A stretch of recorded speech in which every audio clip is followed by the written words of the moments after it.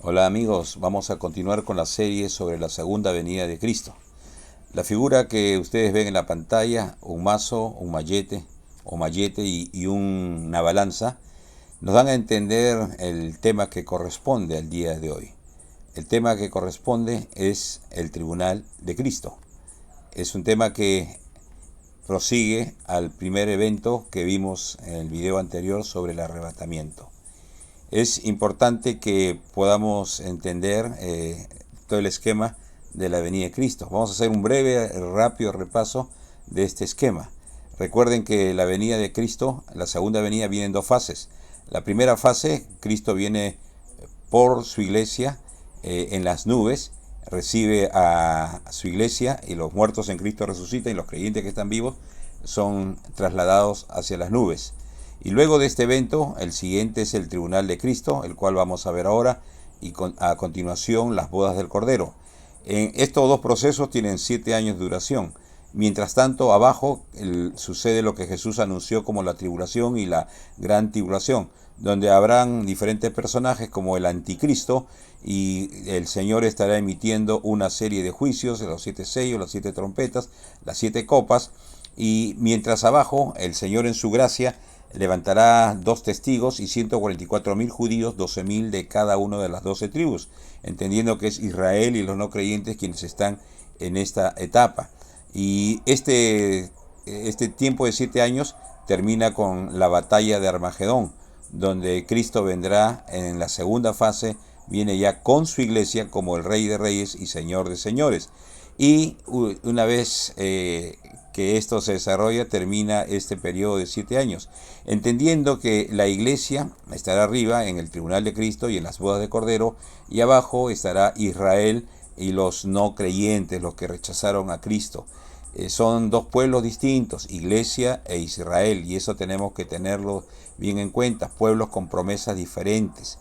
Luego de este tiempo de los 7 años y la batalla de Armagedón, vendrá el reino milenial, Satanás será atado 1000 años y termina este reino milenial con la batalla de Gog y Magog.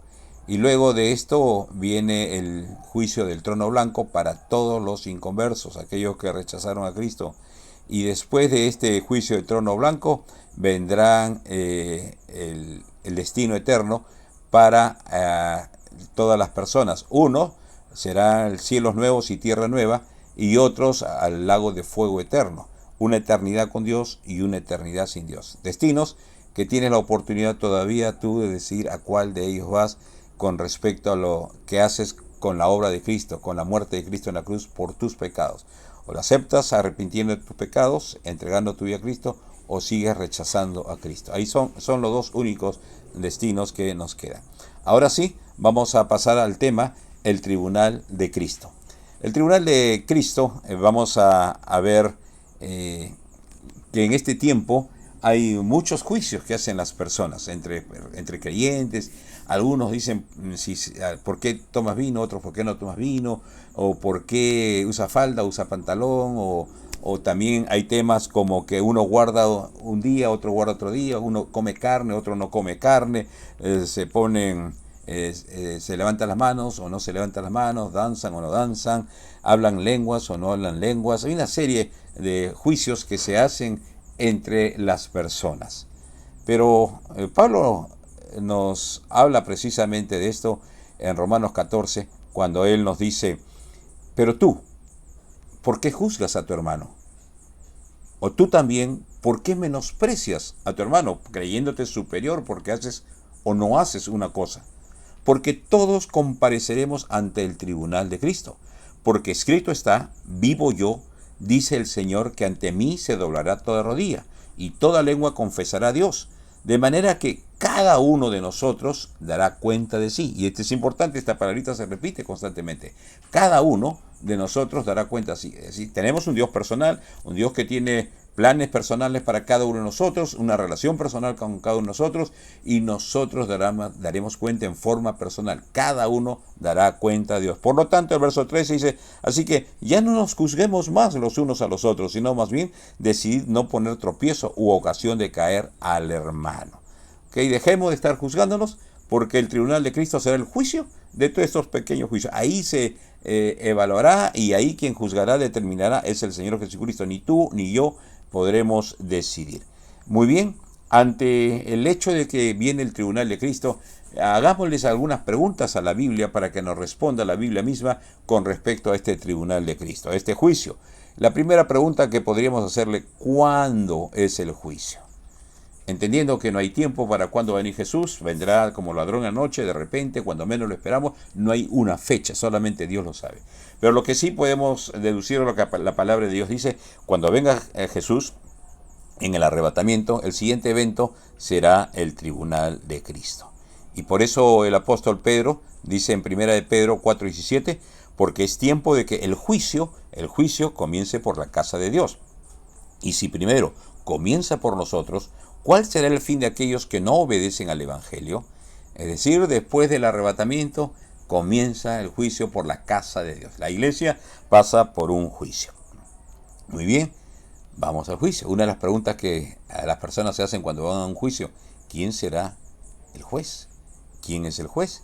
Pues Pablo nos dice en 2 de Timoteo, capítulo 4, verso 1, te encarezco delante de Dios y del Señor Jesucristo, que juzgará a los vivos y a los muertos en su manifestación y en su reino. En su manifestación, en este tribunal de Cristo, y en su reino, en el juicio del trono blanco. Él juzgará, Jesucristo juzgará a los vivos y a los muertos. Por lo tanto, si Él va a juzgar a su iglesia en primer lugar, ¿qué tenemos que hacer? Predica la palabra, que instes a tiempo y fuera de tiempo, redarguye y reprende, exhorta con toda paciencia y doctrina. Es decir, en vez de estar juzgándonos unos a otros, si haces esto y por qué no haces, si usas y por qué no usas, si vas o no vas, etc., predica la palabra, exhorta con toda paciencia y toda doctrina. Esta palabrita es importante, la doctrina, que muchas veces es rechazada por gente muy superficial, muy ligera. La doctrina es importante y lo podemos ver a través de la palabra de Dios. ¿Quién será el juez? Jesús mismo nos dice en capítulo 5 de Juan, verso 22, porque el Padre a nadie juzga, sino que todo el juicio dio al Hijo. Es el Hijo, es nuestro Señor Jesucristo quien será el juez. Pedro exhorta a la iglesia y le dice en 2 de Pedro capítulo 3, verso 3, baste ya el tiempo pasado para haber hecho lo que agrada a los gentiles. Es decir, basta, ya como creyente, deja de hacer las cosas que hacías antes de convertirte, aquellas cosas que le agrada a la gente inconversa, andando en lascivias, concupiscencias, embriagueces, orgías, disipación y abominables idolatrías. Basta ya. Despréndete de eso, desconéctate de todo eso, despójate de todo eso. El verso 4 dice: a estos, a la gente, a los inconversos, le parece cosa extraña que ustedes no corran con ellos en el mismo desenfreno de disolución y os ultrajan. A ellos les parece cosa rara que tú consagres tu vida a Dios, que tú te apartes del pecado, que ya no andes con ellos. Qué extraño es esto. Entonces dice el verso 5, pero ellos, estos inconversos, aquellos que irán al trono blanco, darán cuenta al que está preparado para juzgar a los vivos y a los muertos. Entonces, siendo que vamos directo al tribunal de Cristo, deja ya de hacer las cosas que agradan a la carne, que agradan al mundo, que agradan a Satanás, que agradan a la gente inconversa. Consagra tu vida a Dios, apártate del pecado, huye de las pasiones juveniles. Muy bien, entonces hay un tribunal de Cristo y es el Señor el juez. La siguiente pregunta que podríamos hacer: ¿quiénes van a ser juzgados? Pablo nos dice en 1 Corintios capítulo 3, verso 11, porque nadie puede poner otro fundamento que el que está puesto, el cual es Jesucristo. Ojo, está hablando de un fundamento, el cual es Jesucristo. Y si sobre este fundamento, Jesucristo, alguno edificare oro, plata, piedras preciosas, madera, heno, hojarasca, la obra de cada uno se hará manifiesta, porque el día la declarará, pues por el fuego será revelada, y la obra de cada uno, cual sea, el fuego la probará. Es decir, aquellos que han entregado su vida a Cristo, aquellos que son de Cristo, tienen como fundamento en su vida a Jesucristo. Es la base de su vida, es la roca sobre la cual empiezan a edificar su vida. Y dice, sobre este fundamento alguno edificare, todo lo que ya como creyentes empezamos a edificar. Entonces, ¿quiénes son los juzgados? Son los creyentes. Miren 1 de Pedro capítulo 4, verso 7. Porque es tiempo de que el juicio comience por la casa de Dios. Y si primero comienza por nosotros, dice Pedro a la iglesia, ¿cuál será el fin de aquellos que no obedecen al Evangelio de Dios? El juicio comienza por la casa. Es el creyente el que pasa por el juicio de Dios. En 2 Corintios capítulo 5, verso 10, dice el apóstol Pablo, porque es necesario que todos nosotros, está hablando a la iglesia, comparezcamos ante el tribunal de Cristo, para que cada uno, otra vez, cada uno, reciba según lo que haya hecho mientras estaba en el cuerpo, sea bueno o sea malo. Es decir, cada uno de nosotros. Es necesario que cada uno de nosotros comparezcamos ante el tribunal de Cristo. Muy bien, somos nosotros. Y entonces inmediatamente estamos pensando en el final del juicio. ¿Habrá condena? ¿Seremos condenados?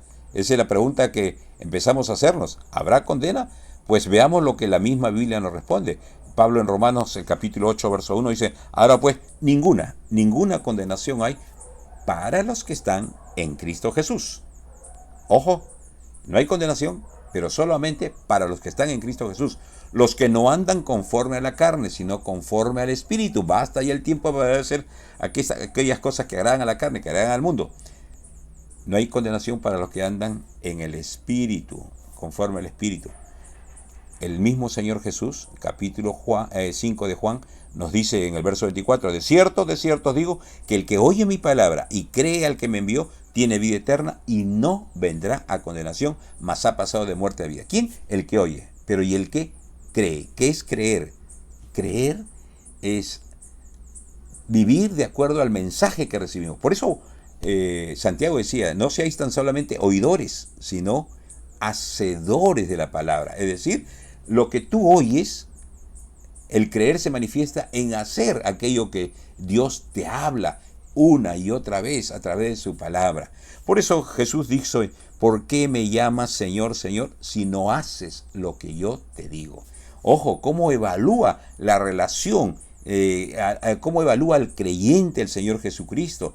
Dice, si me amas, guarda, obedece mis mandamientos. En aquel día, dice Jesús, todos me dirán, Señor, Señor, en tu nombre profetizamos, en tu nombre echamos demonios, en tu nombre hicimos milagros. Pero Jesús le dirá, apartaos de mí, hacedores de maldad, nunca os conocí. O sea, que es el que oye y cree, no será condenado, no recibe condenación, no vendrá condenación. Es aquel que Jesús dice, hace la voluntad de mi Padre. No solamente decir, yo creo, muestra, como dice Santiago, muestra por tus obras, por tu vida, la fe que tienes en el Señor Jesús. Santiago también dice algo interesante. ¿Tú crees en Dios? Muy bien, los demonios creen y tiemblan. Y la pregunta es, ¿tú tiemblas cuando el pecado se te acerca? Cuando la tentación se te acerca, ¿tiemblas? ¿O simplemente no te importa? Muy bien. El tribunal de Cristo no determina la salvación. La salvación fue determinada por la obra de Cristo en favor nuestro. Muy bien, entonces la siguiente pregunta es, ¿qué se juzgará? 1 Juan 4:17 dice, en esto se ha perfeccionado el amor de nosotros para que tengamos confianza en el día del juicio, pues como Él es, así somos nosotros en este mundo. Es decir, el creyente va a ir con confianza al tribunal de Cristo. Porque no será un tribunal de condenación. No seremos condenados. Recuerden, el tribunal de Cristo no determina la salvación. Es la obra de Cristo en favor nuestro. Ahora sí, la siguiente pregunta, ¿qué se juzgará? Pablo dice en 1 Corintios capítulo 4, porque aunque de nada tengo mala conciencia, no por eso soy justificado. Es decir, ya mi conciencia está tranquila. Eso no te justifica el que digas que tu conciencia está tranquila. Pero el que me juzga es el Señor. Así que no juzguéis nada antes de tiempo, hasta que venga el Señor, el cual, ¿qué cosa hará? Aclarará también lo oculto de las tinieblas. Es decir, traerá a luz, sacará a luz. ¿Recuerda lo que Jesús dijo? Todo lo que hagamos saldrá a luz. Ahí va a salir luz. Y entonces es mejor que ahora saquemos a luz aquellos que ocultamos, que queremos que nadie se entere, el cual aclarará también lo oculto de las tinieblas y manifestará las intenciones de los corazones, y entonces cada uno recibirá su alabanza. Manifestará las intenciones. ¿Qué significa eso? No solamente es lo que hacemos, sino con qué intencionalidad. Por eso el Salmo 24 dice: ¿quién subirá al monte santo? El de manos limpias y corazón puro. Las manos hablan de lo que hacemos y el corazón de la intención con que hacemos las cosas. Muchas cosas pueden ser vistas como buenas, pero nadie conoce la intencionalidad. A veces estamos haciendo algo bueno, pero nadie conoce por qué lo hacemos, para quién lo hacemos, qué provecho sacamos de eso. Ahí el Señor dice que manifestará las intenciones de nuestro corazón. Recuerda que Dios le dijo a Samuel cuando iba a elegir a David: no mires lo alto y ni grande su parecer, porque ustedes miran lo que está delante de sus ojos, pues yo miro el corazón. Dios juzgará, sacará a luz las intenciones de nuestros corazones, y cada uno recibirá recompensa. Según de Corintios capítulo 5, verso 10 dice: porque es necesario que todos comparezcamos ante el tribunal de Cristo, para que cada uno reciba según lo que haya hecho mientras estaba en el cuerpo, sea bueno o sea malo. Es el Señor que juzgará si lo que hiciste es bueno y malo, no lo que fulano, sutano, mengano, lo que el resto diga. Es el Señor que determinará si es bueno o es malo. De repente tú hiciste algo y la gente dice: eso está mal, pero de repente no te entendieron que tú estabas en línea con el Señor y Dios lo califica como algo bueno. O puede ser al revés, que tú hiciste algo y todo el mundo te dijeron: qué bueno, qué bueno. Pero esa gente no conocía las intenciones de tu corazón. Y entonces, delante del Señor, aquello que el resto dijo que es bueno, Dios dirá: esto no es bueno. Hay aquellos que a lo bueno llaman malo y a lo malo llaman bueno. Lo verdadero será en el tribunal de Cristo. Ahí el Señor juzgará. 1 Corintios capítulo 3, verso 11 dice: porque nadie puede poner otro fundamento que el que está puesto, el cual es Jesucristo. Y si sobre este fundamento alguno edificare oro, plata, piedras preciosas, madero, heno, hojarasca, la obra de cada uno será manifiesta, porque el día la declarará, pues por el fuego será revelada. Y la obra de cada uno, cual sea, el fuego la probará. ¿Qué cosa está juzgándose aquí?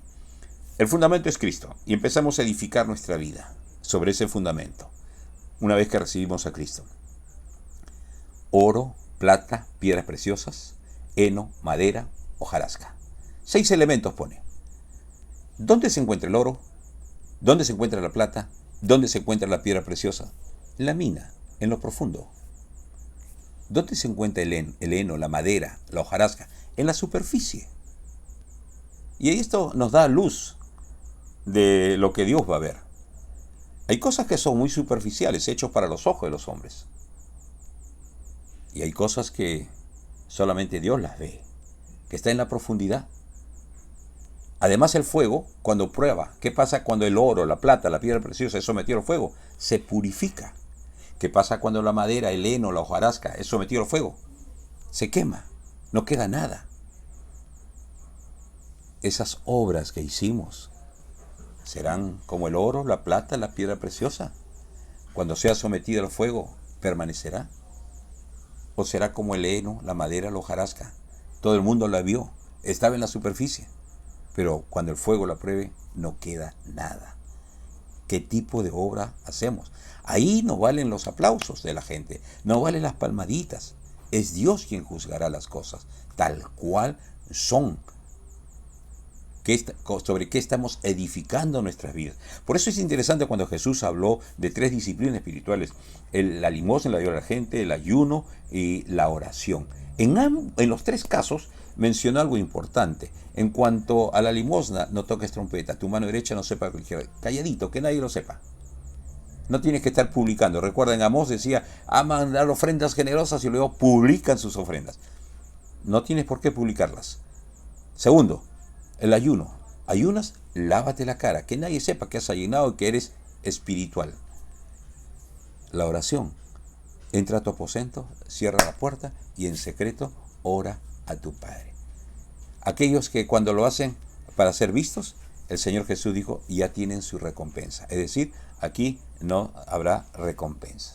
Y hablando de recompensas, ¿qué resultados tendrá este juicio?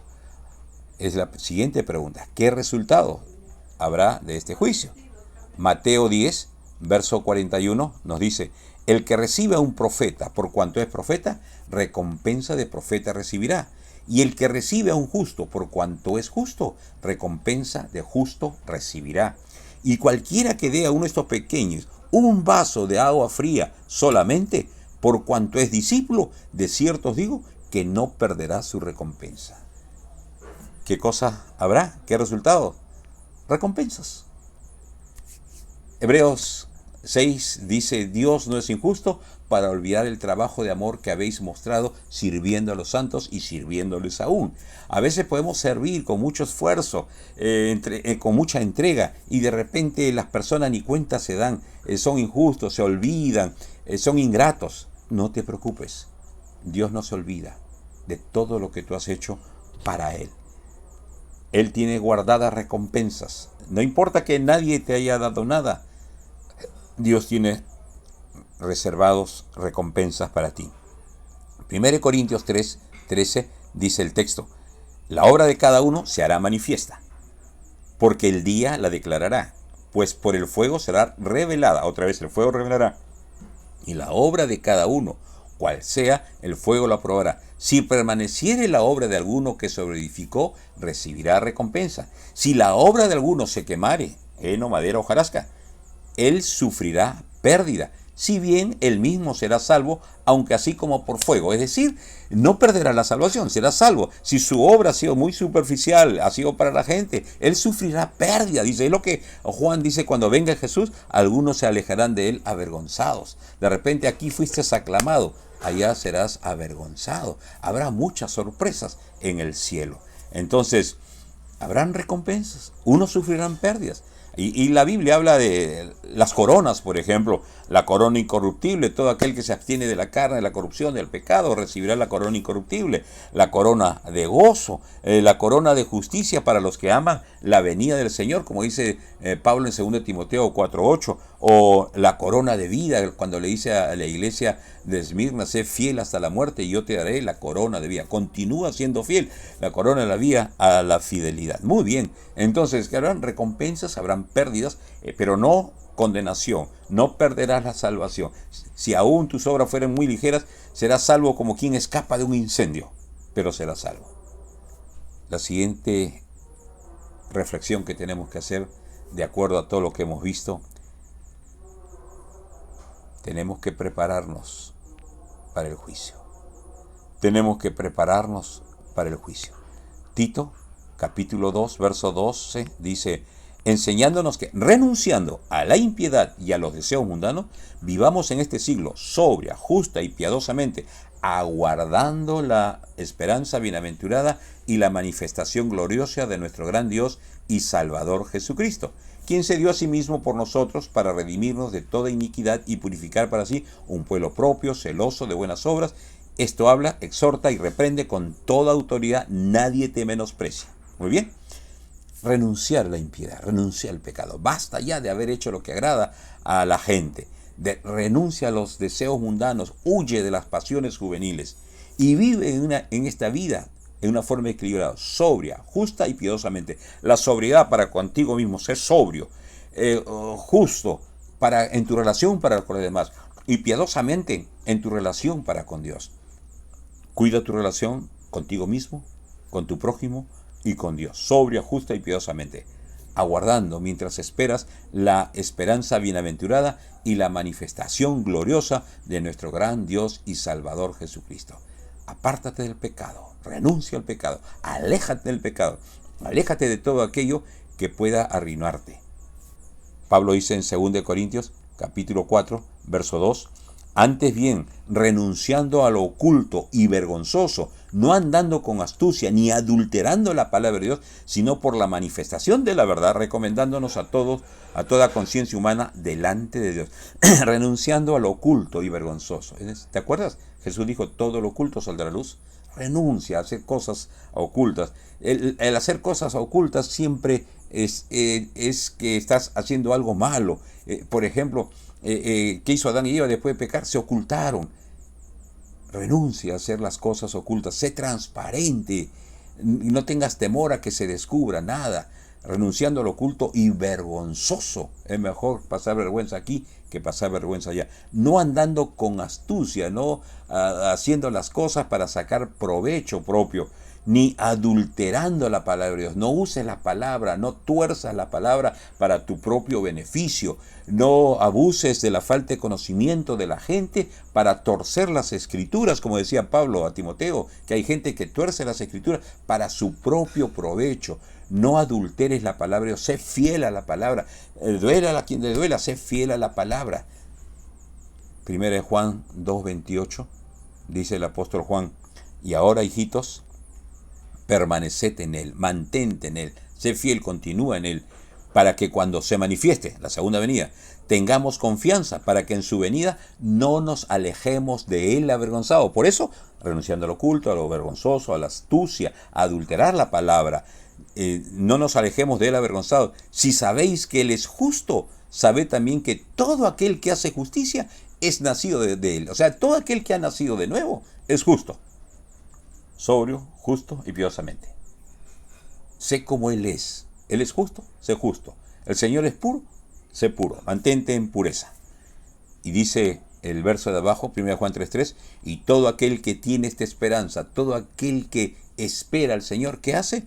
Se purifica a sí mismo, así como él es puro. Es decir, purifícate, rechaza el pecado, límpiate en el Señor, confiesa tu pecado, apártate del pecado, purifícate a ti mismo.